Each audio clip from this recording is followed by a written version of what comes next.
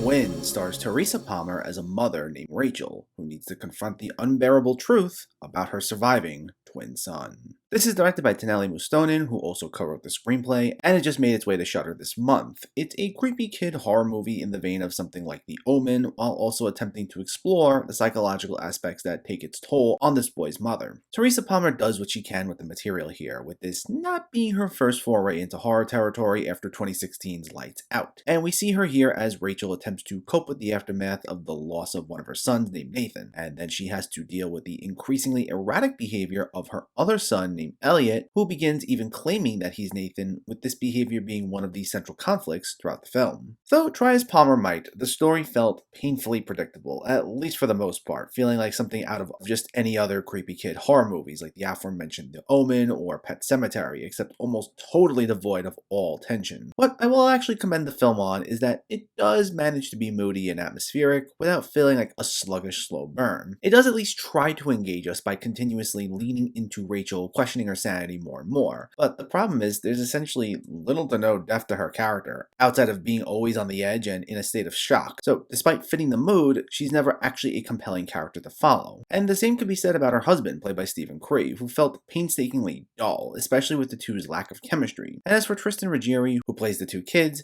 he hits the same few notes that we get in these typical creepy kids movies, essentially acting emotionally disconnected and saying weird things while Palmer looks on in horror. And it's all well shot and it's got the look down right, but it feels all too familiar and adds nothing new to the conversation. And not every movie needs to add something new. The film could have just heightened all of its genre elements to make up for its familiar dramatic beats to offer us at least some fun thrills. But instead, it mostly wallows in self-seriousness, recycling the same few bits, which prevents it from feeling like we ever make any true progress within the story or character development. The film does attempt at switching things up in its final act with this huge reveal, but without spoiling anything, it's one that comes so out of left field that it stretches the suspension of disbelief way too much. Now, I'm all for twist endings, but what's interesting is, as much as this relies on playing into familiar beats, this ending simply just does not gel with everything else that came before it.